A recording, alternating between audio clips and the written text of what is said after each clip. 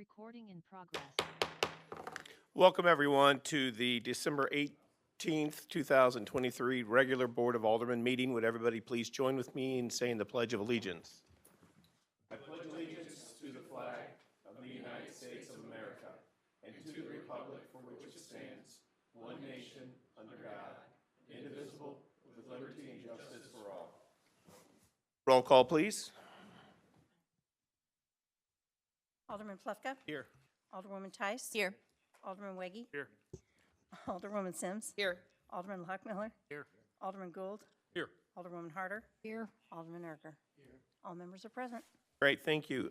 Next up is the approval of or amendment of the agenda. Do we have any changes? Any objection to approving the same by acclamation? Seeing none, it will be so approved. Brings us down to citizen comments. Anybody in the public care to address the board? Now is the time to do so. You'll be given up to 3 minutes. I see nobody in the audience. Kelly, do we have anybody online? No, sir. Okay. Brings us down to mayor and alderman reports. First up is the mayor. I have just a few things. First, we are having, I believe, a coffee with the mayor next Thursday, 28th of December. It'll be the last coffee of the mayor for 2023.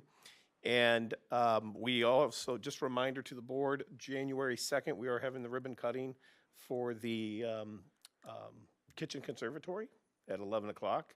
So again, if you put that on your calendars, if you can make it, that'd be great. You might remember we had there was a release of when we, styrofoam, if you will, layman's terms, from the release of, when we destroyed the bridge down in the Brentwood bound area. And I'm happy to report that we have a resolution with the DNR, Missouri Department of Natural Resources. They have assessed a fine or a penalty of only $4,000 against the city, and that amount was reduced because of the actions taken by the city, both with the contractor holding them responsible, as well as getting out there and trying to clean it up as fast as we did. So that's good news. And finally, because this is the last meeting of the year, I just wanted to kind of summarize everything that's happened this past year. I'm sure you all know this, maybe the residents might not or might have forgotten, but it's been a very, it's been a big year for Brentwood. We have accomplished quite a bit, things that we should all be very, very proud of. Just to recap, in June we opened the new Brentwood Park, a 33-acre new green space with walking trails connecting to the Great Rivers Greenway. We opened a pedestrian tunnel beneath Manchester Road, connecting our trail system to our new Brentwood Park.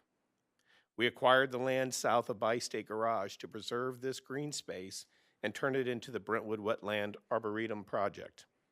We opened the new event lawn in Brentwood Park. We opened we continued the construction on the $7.4 million, 2.5-acre playground. We opened the new event pavilion, which has hosted numerous public and private events since we opened it. We completed the Brentwood Bound project and the flood mitigation portion thereof. And we were so successful with that we received an award from the East-West Gateway Council of Governments, their award for leadership in planning and design for that flood mitigation. We also received an award from the 2023 Missouri American Planning Association Outstanding Implementation, again, for the Brentwood Bound in general and the flood mitigation in particular. And finally, this summer we entered into a $436 million redevelopment agreement for the Manchester corridor. Any of those things would be something to crow about for any municipality, but all these things we were able to do and bring it to a culmination this year. So never doubt the importance of what you all do for the citizens and for the businesses of this city. You've worked very hard, and that is reflected in all these projects and all the things that I've just talked about. So congratulations to you all, and thank you again for everything that you've done for the city. With that, I will move on to Alderman Plufka. In the face of all of that accomplishment, I'm going to announce that the Public Safety Committee is not meeting on December 27th, and we will meet in January as scheduled. Alderman Tice. No report. Alderwoman Sims. No report. Alderman Leggy. No report. Alderman Lockmuller. No report. Alderman Gould. Yes, we have a Communications Committee meeting tomorrow at 6 PM. And then I did want to announce our Ward 3 meeting usually is on the last Tuesday of the month. However, our first Ward 3 meeting in January needed to be moved to the 31st. So it'll be Wednesday, the 31st at 6:30 at the Rec Center. So please join us. Thank you. Alderman Erger? No report. And Alderwoman Harder? No report. Great. That brings us down to the city administrator report. We have 2 items. First up is the Brentwood Bound update. Good evening. Craig Schluter with Navigate Building Solutions. I'll be providing the Brentwood Bound update. Short update tonight, the only expenditures were soft costs. $113,823.57 was spent on material testing, donor plaque, design, camera, and legal fees. And that was it. Any questions? Alderman Tice. Oh, We'll upload it. Yes, please. sure. Great. Anybody else? Thanks, Craig. Thank you. Second item under the city administrator report is the Brentwood Days operational discussion memo, which I believe is going to be presented by Eric. Good evening. So for the last couple of months at the Public Works Committee, we've been talking about Brentwood Days based on basically the fact that we heard some complaints this past year that the event had become really large, lines for carnival lights were really long, and there was a concern about safety. So kind of talked about what we've done in the past and just kind of reiterate things we could do again moving forward if we wanted to. So one of the things we do is charge for carnival rides. We can either charge non-residents or we can charge everyone. Everyone is a little bit easier to manage as far as operationally, but we could do one or the other. We could increase the number of carnival rides, whether it's just carnival rides or if we get someone else to come and do inflatables. That way there's just more options for people down there. The easiest way to do that is to expand room on Field 3, or expand the space on Field 3, which then leads into fireworks. So fireworks is just a concern about where they're located, and if we wanted to try to maybe move those or try something new, like a drone show. And so that could be something we do if the site for a drone show greatly reduces, so we could expand pretty easily and then still put up a 100, 150 drone show, which would be equally exciting. And then last, one of the things we talked about is maybe something to do with the vendor and craft booths. We've been trying to kind of build a craft fair the last few years. Hasn't gone very well, and staff is excited to try new and different things. And one of the things we've talked about is maybe trying to make the event a little bit more exciting for adults and having kind of a beer and wine garden or just activities specifically for adults. And is that something we can do instead of the craft booth? So obviously we'd still have food and alcohol as well, but that middle area we could kind of reimagine, kind of like what we've done with some other things. So those are some of the things we discussed with the Public Works Committee. The Public Works Committee recommended charging everyone for carnival rides to try the drone show for a year, see how it goes, and if we needed to come back to fireworks, we could. And maybe doing something different with those craft booths in the vein of kind of an adult section. So we're here for discussion, and So you're wanting some decision by this board tonight? I don't know about tonight. I know it's a lot to take in. The one thing is that we do need to put RFPs out for both carnival rides and either fireworks or for the drone show. And the more time we take, the harder it's going to be to kind of fill those, get someone to respond to RFP. So we'd like to do it. We'd like to get the RFP out early in 24 at the latest. So if we went another board meeting, I guess it would be okay. But I wouldn't want to go much further past that. And just so the board knows, we are having a meeting on January 2nd, which is regular scheduled one. I know there's been some questions. Are we going to have one on the 2nd? And I plan on having one on the 2nd. So anybody care to take a shot at this? Anybody on the Public Works Committee? Yeah. Yeah, I'll Alderman just say, Woody. I mean, this is probably one of the most important decisions that we as a board make about the carnival rides at Madden Fest. So we thought it was important to bring it to the full board instead of just handling it down at Public Works for everybody's consideration.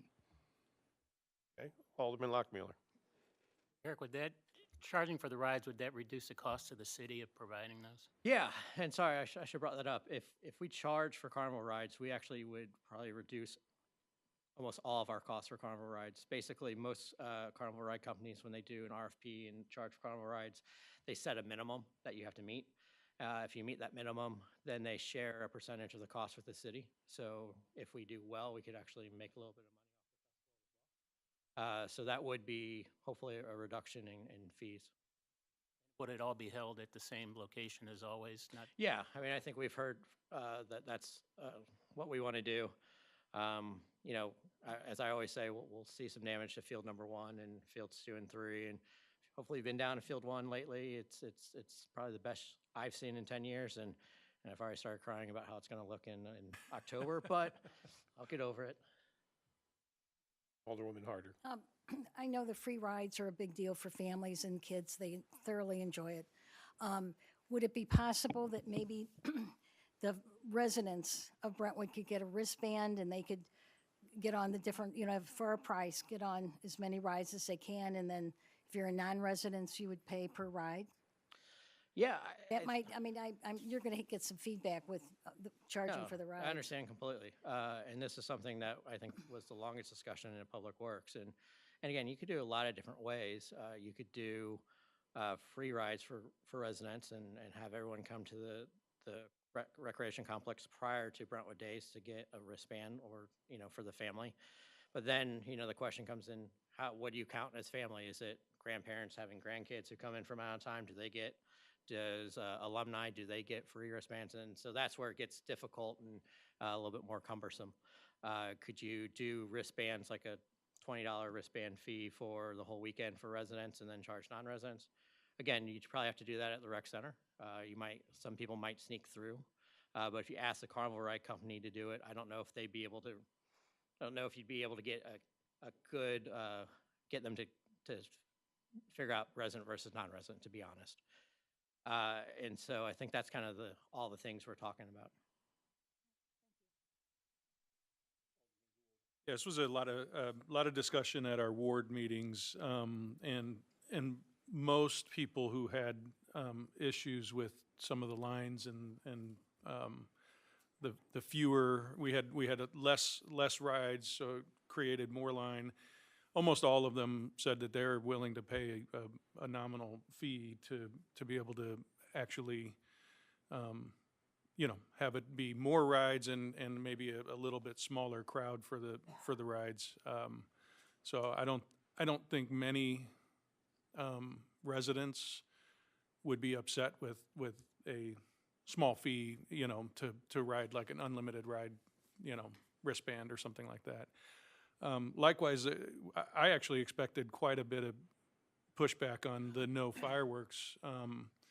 And Steve and I had a fairly unanimous response to a drone show, that they were really excited about what that could be, and how a lot of them actually brought up how that mitigates some of the challenges that we see with fireworks, and that, you know, it always upsets dogs and some people with PTSD, and then the environmental aspects of it. And so they were pretty excited and felt even if we needed to spend a little more on a drone show, that was reasonable. So we received a lot of good feedback from our residents, and felt like that's a good way to at least go forward for this route. So you speak to the RFP for the drone show. You would normally we do a longer agreement, right? We'd only be doing a year. Yeah, I think if we wanted to kind of take a look at it, which I think would be wise, would be just to do an RFP for 1 year. The pros and cons of that is that we get a good shot of it. If we don't like it, then we can go back to do an RFP next year for fireworks. If we do like it, the fee could always go up. I mean, the idea of a 3-year contract, you kind of lock them in for that 3 years. Right. But I think it's worth it. I mean, right now, the company that I've been talking to, they talk about $250 per drone. So you can kind of go 100 to 1,000 if you really wanted to. I'm not saying we do that. Right. But of course, you know, 1,000 drones with Navigate building solutions. I mean, I think Craig would just write a check in a heartbeat. But I think that's kind of the things we'd be looking at. I haven't mentioned this to the fire department, and I don't like to speak for either chief or assistant chief. I'd also say that they be ecstatic not to have fireworks around 2 lumber yards, woods, and residential. Mm-hmm, sure. That's a big factor, for sure. Alderman Weggie? Hey, Eric, when we do the RFP for rides with the charging aspect, will we have visibility when we get that RFP back of how much it would cost a resident to get a wristband, and will we know at that time? Yeah, I mean, what we could do is we could throw in different options about if we wanted to do a nominal fee for wristbands. If we control the cost, obviously, that means we'll probably take a little bit more of the expenditure hit of it, unless we reach that minimum. But we could say, hey, if we do $5, $10, $20, you know, I'm assuming we could set up the RFP where they actually set up a fee for each one. Okay. Yeah, I don't know if this is direction, but if we go that path, I think that would be good visibility, so we can kind of dial it in if we need to. Anybody want to make a run at any of these items tonight, or do you want to wait till the second, or? I'll make Maybe a we mo- could do one, take them one at a time. You got these recommendations, I think, coming out of your committee.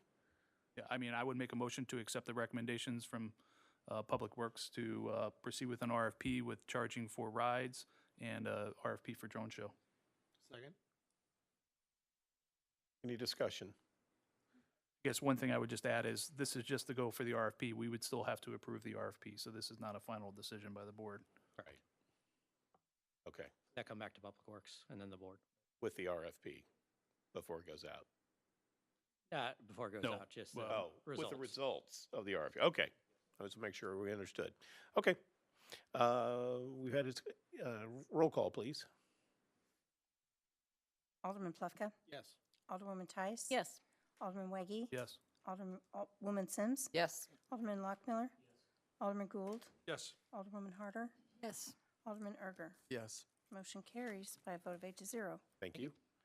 Brings us up or down to the consent agenda. Are there any items that any member of the board would like to have removed or have any questions about? If not, the chair would entertain a motion to approve the consent agenda. So moved.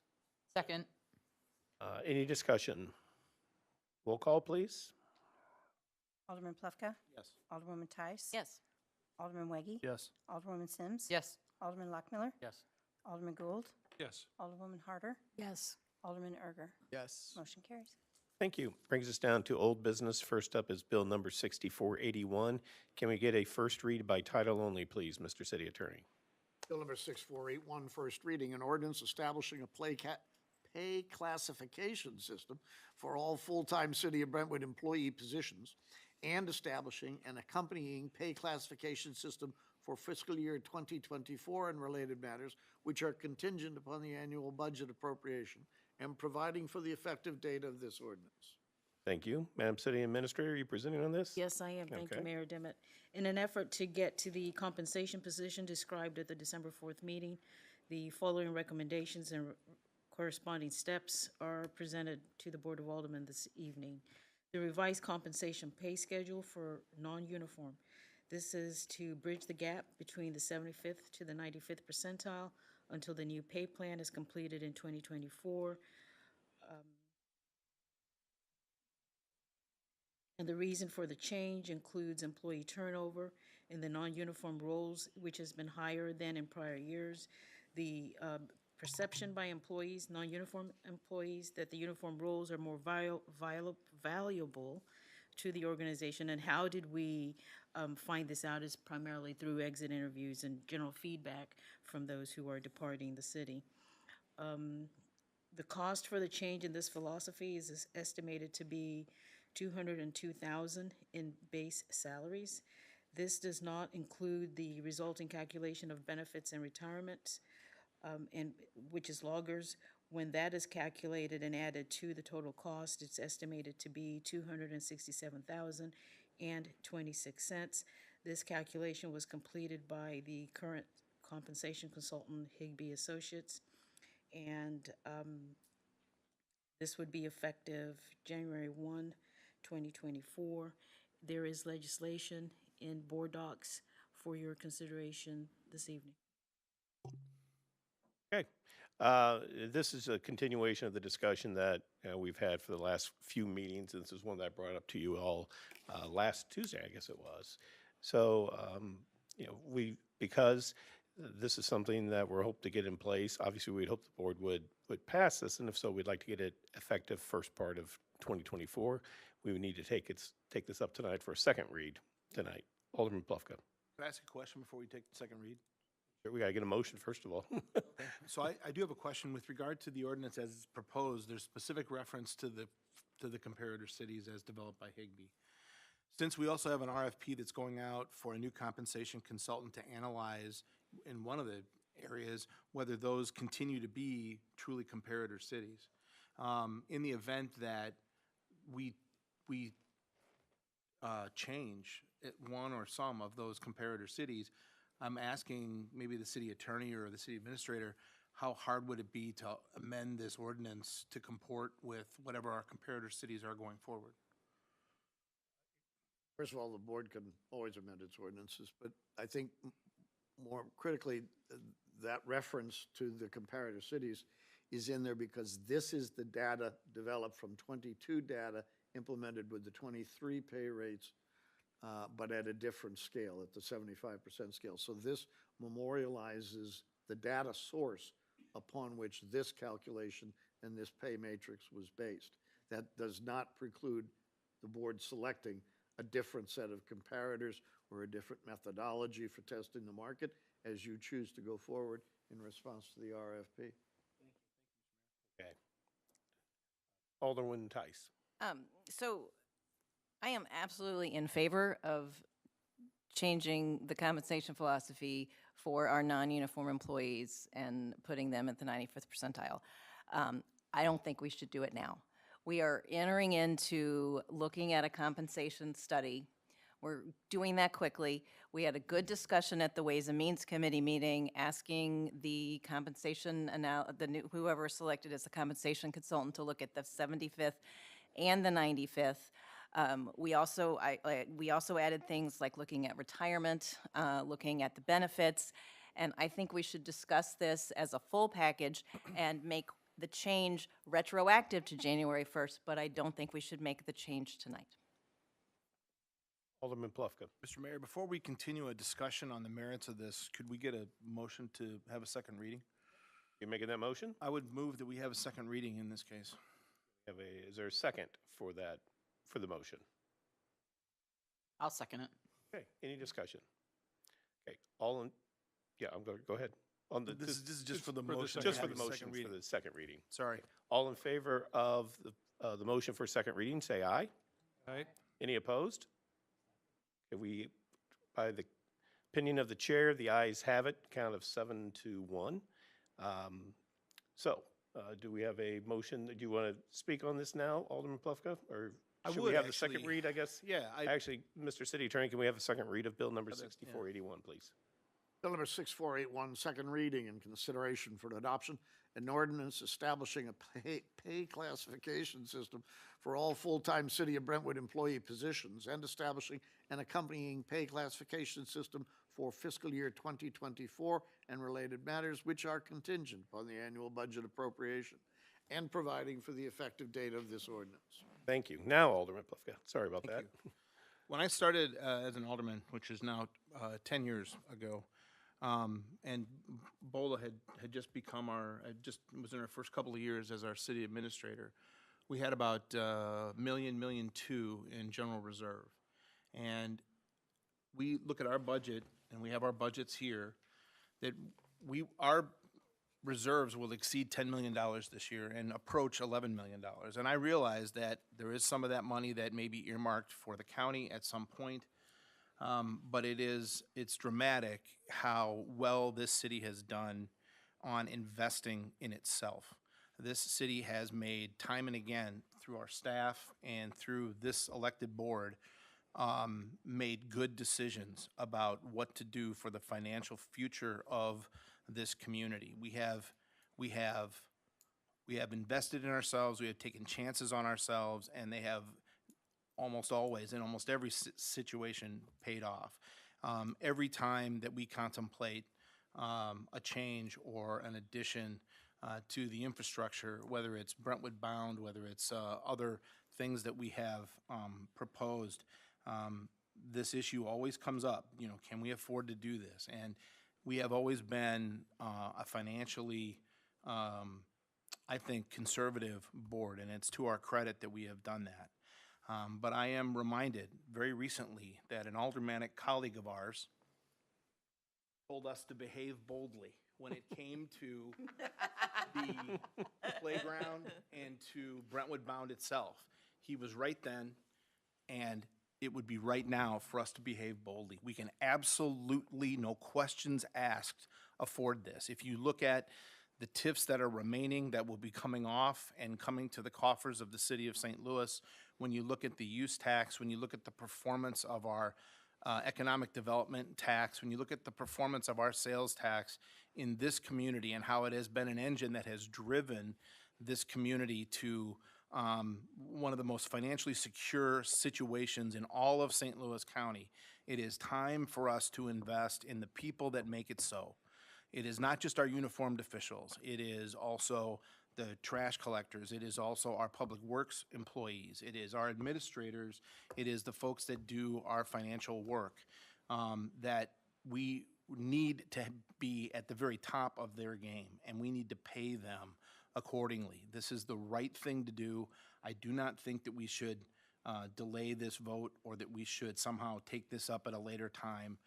We can absolutely afford this, and we should vote for this tonight. Thank you, Mr. Mayor. Thank you. Anyone else? Alderman Lockmiller.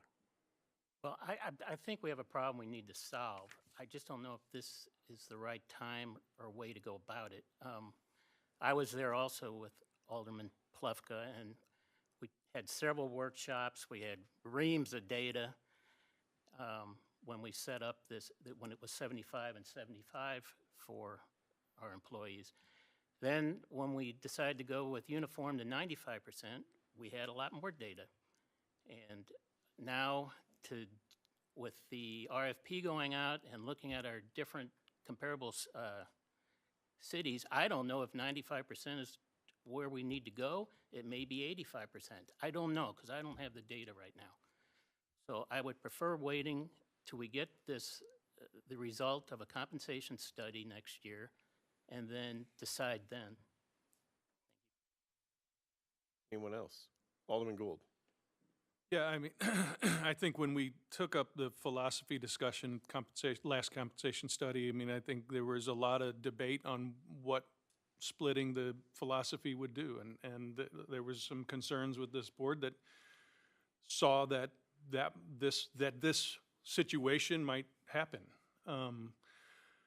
At the time, we saw data for the 75 and 95, but our consultant said you could also look at everybody goes to 85, and what does that look like? In hindsight, maybe we should have done that and kept everybody at the same percentage. I also think the problem we have isn't necessarily the percentage of philosophy, but it's also the fact that there's sort of a delay in frequency of our compensation evaluation.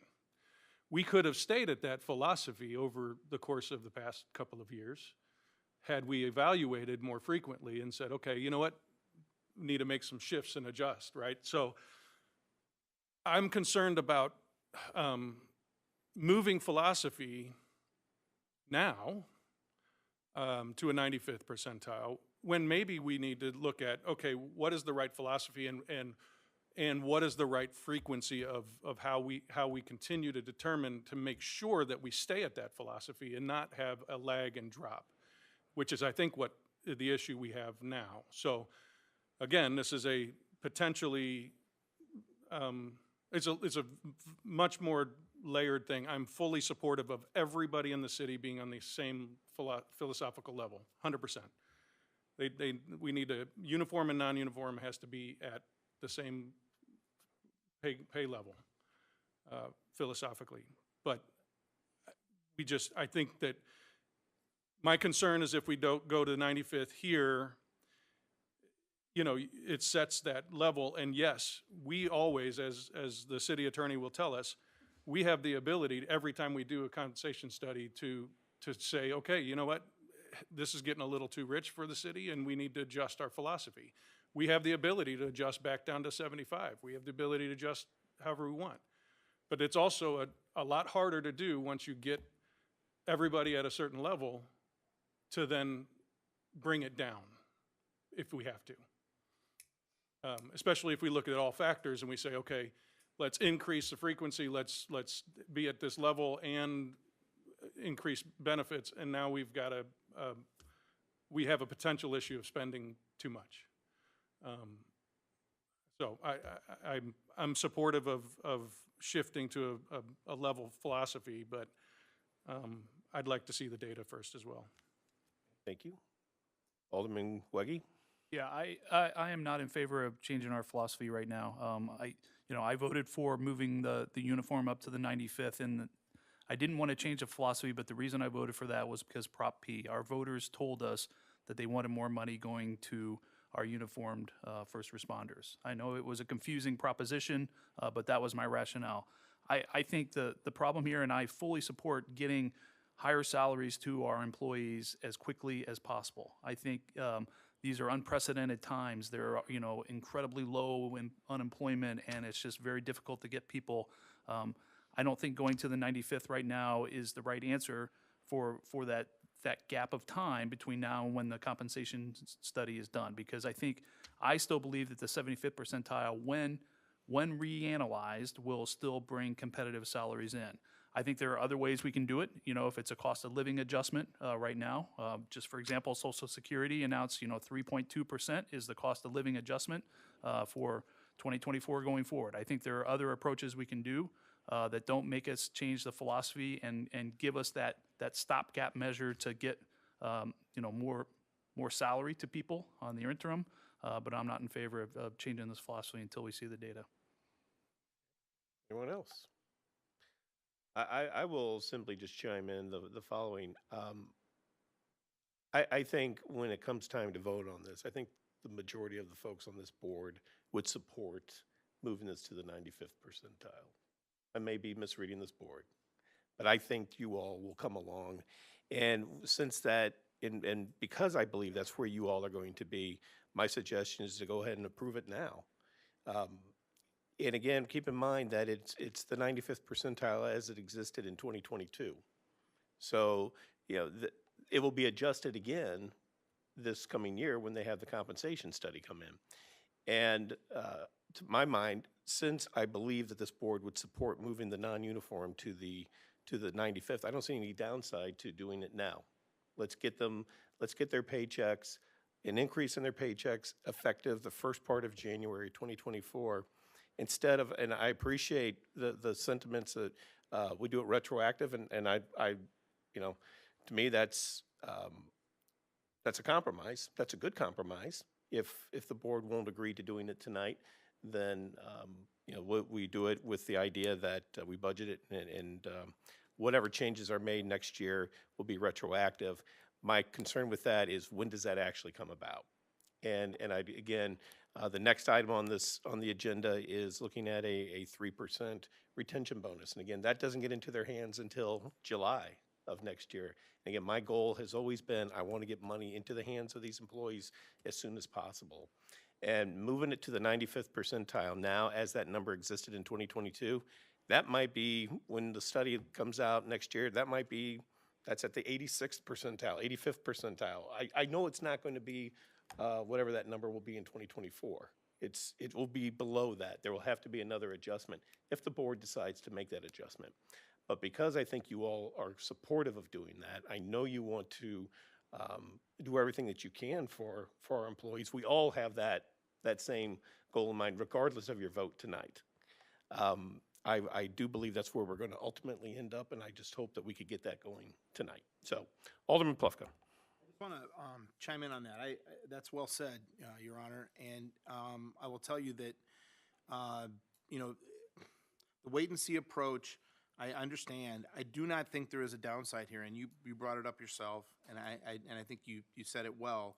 There is not a downside here. This is a philosophical change that would go into effect in January, but it's a number we know. It's a number, it's cited in the ordinance. It's a number that we know what it's going to cost us. The additional costs and what the RFP what the consultant for the compensation plan brings forward in 2024 is another discussion, and I understand. But let's have the discussion then about whether we continue with the 95th percentile, not whether we initiate it.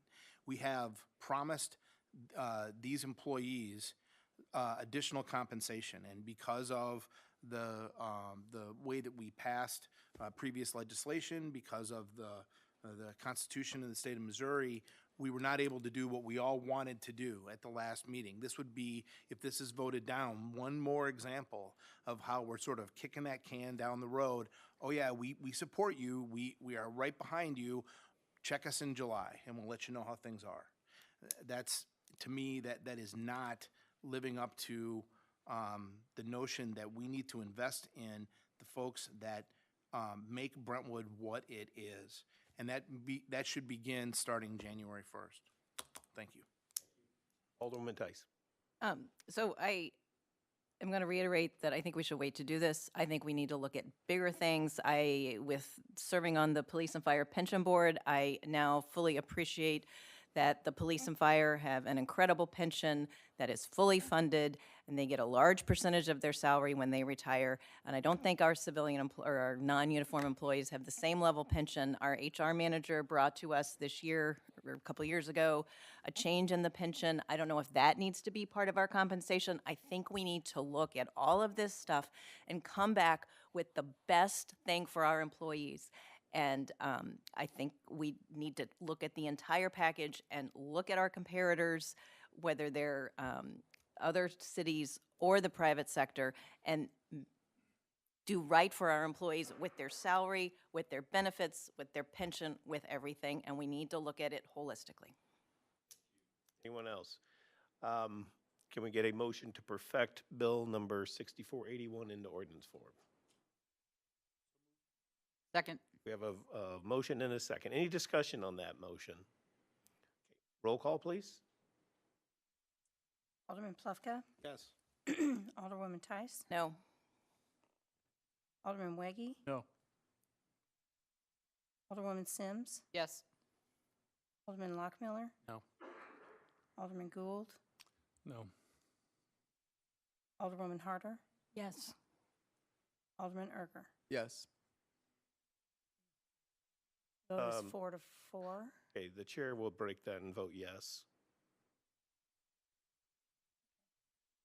Thank you. Motion carries. Thank you. Thank you, everybody. Brings us to Bill number 6482. Can we get a first read by title only, please? Bill number 6482, first reading. An ordinance establishing a program to attract and retain qualified employees to serve the residents of Brentwood. Okay, and presenting on that, Madam Thank you, S- Mayor yeah. Dimmitt. News reports and general observations establish that all employees are facing substantial challenges in attracting and retaining employees in the current difficult job market. We know that the mayor and the aldermen are very sensitive to this fact, and that the skilled and dedicated employees of the city play a critical role in the delivery of every service the city provides to the residents, and the quality of our service to residents is directly related to the quality of the workforce we are able to attract and retain. The mayor and aldermen recognize that a market study will take a significant time to complete and additional time to implement the results. As such, proposed for your consideration this evening is a retention incentive benefit program. This new program would commence in 2024 only. It's an incentive to remain with the city while providing a 3% retention payment for all full-time employees. The eligibility are as follows: full-time employees, both uniform and non-uniform, full-time employees with the city on 1/1/2024. The requisite time with the city would be through June of 2024, with a payout in July of 2024. Employees who were capped out would be eligible to receive this one-time retention incentive benefit. This is not base building, this is taxable income. This would not change anyone's pay scale. And once again, it would be payable in July of 2024. The cost, approximate cost, is $303,639.94. And this would require a budget amendment to implement in fiscal year 24. For your consideration is legislation in your agenda packet tonight. Thank you. Alderman Plufka. I just have a question about procedurally. It's listed as an ordinance and not a resolution, but it is specific in the sense that it only applies to this one time. It's referred to as a specific time period. It's not an ongoing thing. There's no problem with enacting it as an ordinance? State law requires that fourth-class cities establish compensation for their employees by ordinance. Very good. Thank you. Thank you, Mr. Mayor. And just for clarification, that even though it is an ordinance, it'd just be for this year. Yes, sir. The program, in fact, specifies the time within which the employees have to stay with the city, and it's Okay. January 1, 24 to June 30, 2024. It's not a blank where No you one fill else in the can- year. Okay. No one else can do that in any other time. Okay. Can we get we would like to, again, in order for this to take effect, if the board so chooses, we need to have this passed by the end of this year. So can we get a motion for a second read on this? So moved. Second. Any discussion on that motion? All in favor? Aye. Any opposed? Motion carries. Thank you. Mr. City Attorney, can we get a second read of Bill number 6482 by title only, please? Bill number 6482, second reading and consideration for adoption, an ordinance establishing a program to attract and retain qualified employees to serve the residents of Brentwood. Thank you.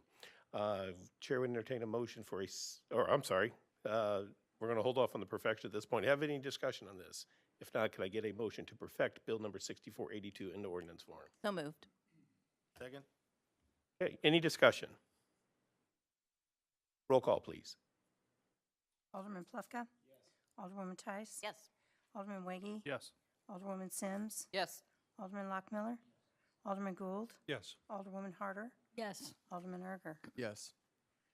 Motion carries by a vote of 8 to 0. And the ordinance numbers, I have those, but I don't have them with me, so I will Okay, put thank them in you. minutes.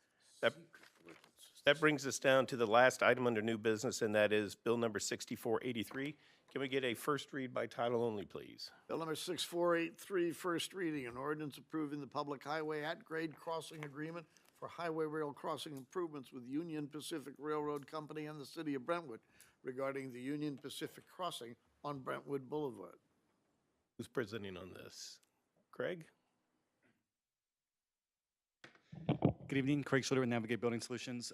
So this is the final step with the at-grade crossing. This has taken over 5 years to get to this point, so this is a proud moment for me and hopefully another milestone you can mention for a successful wrap-up of 23.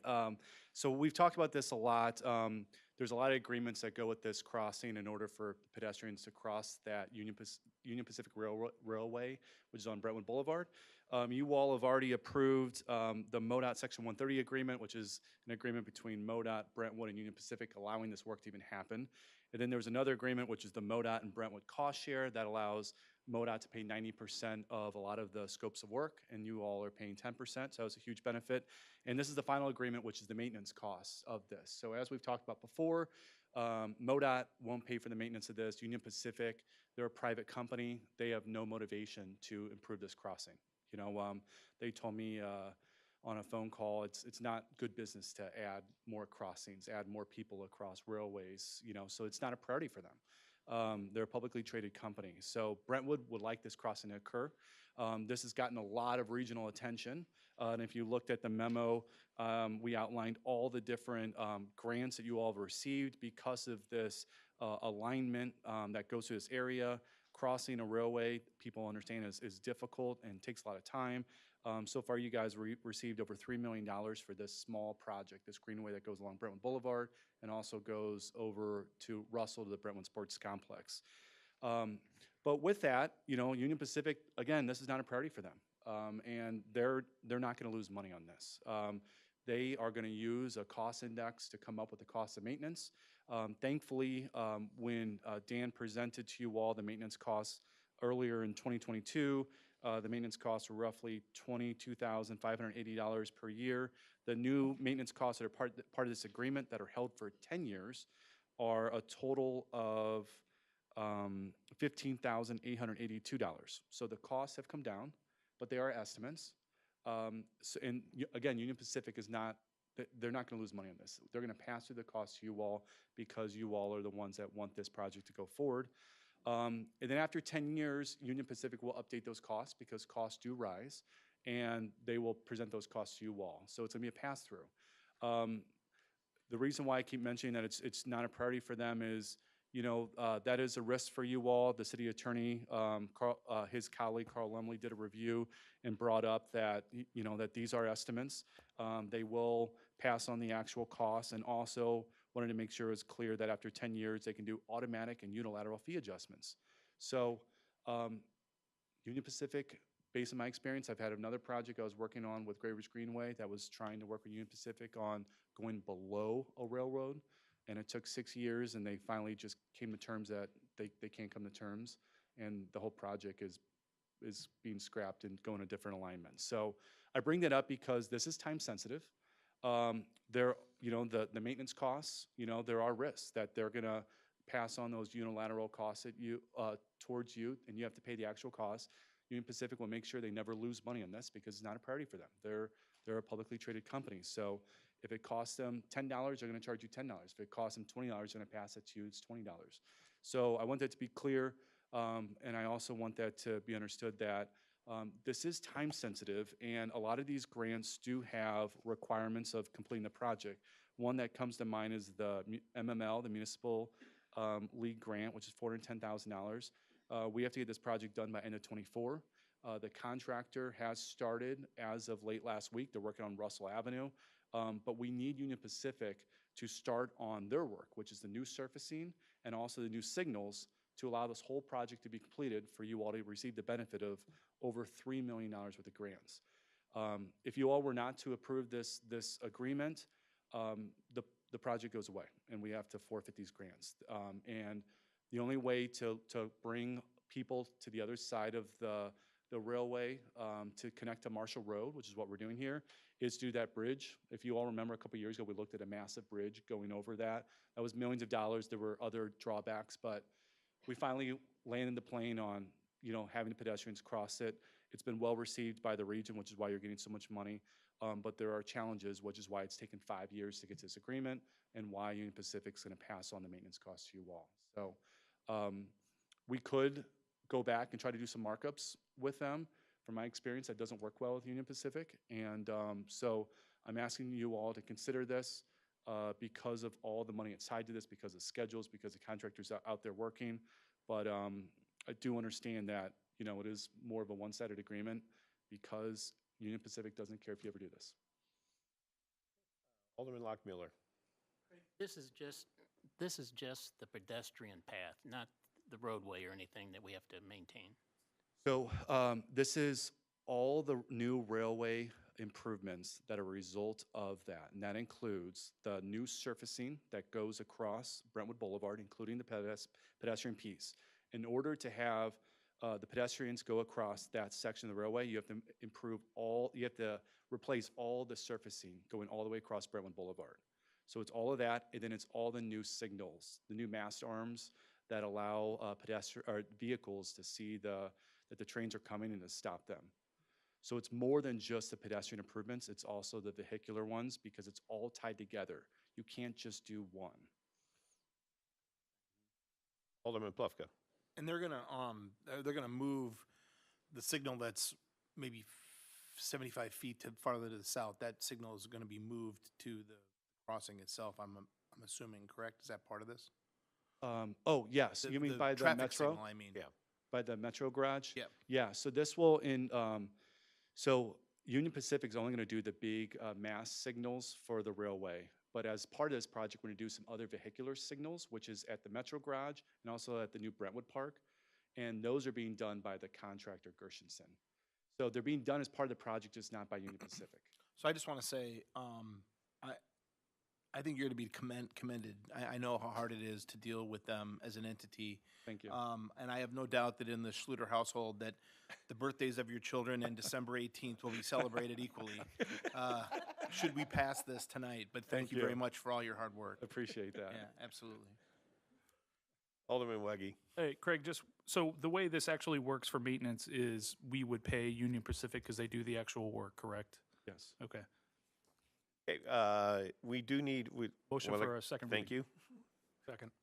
Okay, we got a motion and a second of that. Any discussion on the motion for second read? All in favor? Aye. Any opposed?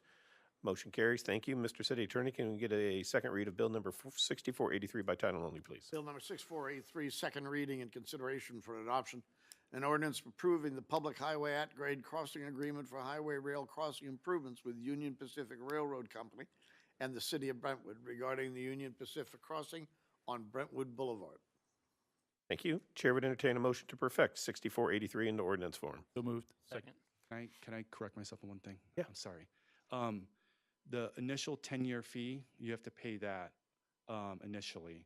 And then every year after that, you just pay it as the time goes. Every year is incremental. Sorry, I misspoke earlier. Thank you. My apologies. Okay, we had a motion to perfect. Any discussion on that motion? Alderman Gould. Just clarity on the, I understand whatever costs are going to be passed through to the city. I understand that. Yes. Does that also give us the oversight over those costs? Do we get itemization and we get an evaluation of whether they're legitimate costs that are being passed on to us and not marked up or hidden with other costs? They will provide itemization, and then they're required to use their cost index standards called like ARMA standards. So it's, you know, like in most industries, there's like a book on how you price stuff out. So they will utilize that standard. They will give you an itemized list of what it is, but it's a pass-through. So if they say it's $10,000, you can't be like, no, I mean, I think it's $8,000. They're going to say, hey, we followed the cost index. This is the cost. So there's no negotiation. But as long as there's ways for us to track what those costs are and what index that is being cost out at. You'll be able to see the breakdown based on that cost. It won't be just a lump sum of money that says pay this 11,000 or else, and some heavies come to the city, right? It's going to be here's the 11,000 plus all of the items that led to that. Yeah, Correct? my understanding is that year 11, so when this starts going to annual, they will give you a breakdown based on that cost index for your review, but it's a pass-through. Okay. You know, so Okay. there's transparency, but there's no negotiation. No, understood. That's all I was asking. Transparency, but Yes. Any other questions? If not, roll call, please. Alderman Plufka? Yes. Alderwoman Tice? Yes. Alderman Weggie? Nope. Alderwoman Sims? Yes. Alderman Lockmiller? Yes. Alderman Gould? yes. Alderwoman Harder? Yes. Alderman Erger? Yes. Carries by a vote of 8 to 0. Thank you all. Thank you. And Craig, if you could stay, I'd like to see you after class. Yes. Thanks. Brings us down to item 9. We have no new business. Brings us down to citizen comments. Anybody in the public here to address the board? Now is the time to do so. There's no one there. Nobody online? Okay, and I would like to go into closed session tonight pursuant to RSMO 610.021 subsections 1, 2, and 12. Can we get a motion to that effect? So moved. Second? Okay, any discussion? Roll call, please. Alderman Plufka? Yes. Alderwoman Tice? Yes. Alderman Weggie? Yep. Alderwoman Sims? Yes. Alderman Lockmiller? Yes. Alderman Gould? Yes. Alderwoman Harder? Yes. Alderman Erger? Yes. Motion carries Thank you, by a vote everybody. of 8 We'll to 0. reconvene.